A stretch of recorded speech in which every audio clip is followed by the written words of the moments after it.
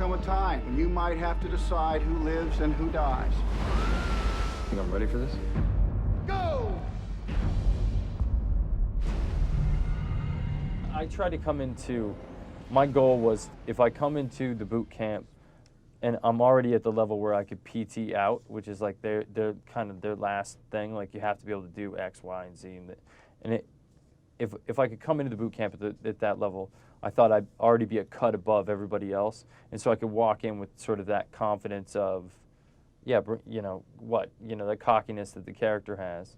And then I got there and realized I was, working with some professional athletes and, it's college swimmers and these guys, and then it got tough again, and I had to push again. Do you feel like there's people in Hollywood that you do look up to and you listen to? I mean, your character is a little arrogant and kind of doesn't listen to the old guys. Yeah, I only listen to them. It was a gift for me to work with Kevin. Like, it was a gift to work with somebody who's been there, done it again and again and again.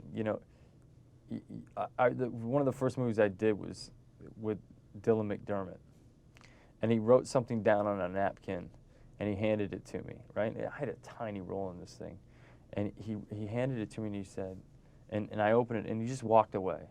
And I opened it up, and it said, "It's easy to get there, but it's hard to stay there."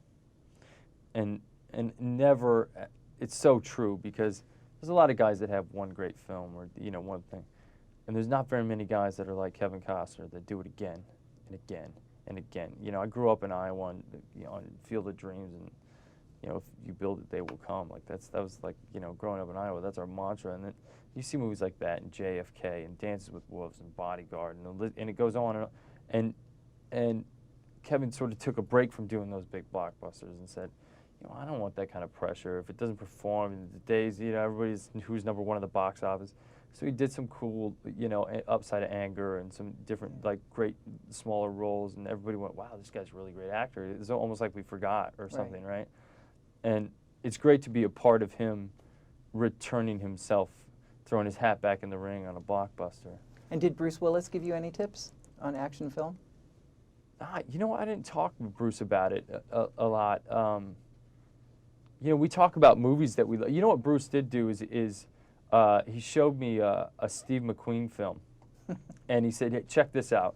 And so I watched it, and I was like, "Whoa, wait a second! This is actually really great character study." And then I started watching every Steve McQueen film I could get my hands on, and actually, like, when I was looking at my wardrobe, like, I kind of was like thinking about Steve McQueen and some of the stuff that he'd done, and my haircut and kind of how I was holding myself and things, and that was really helpful.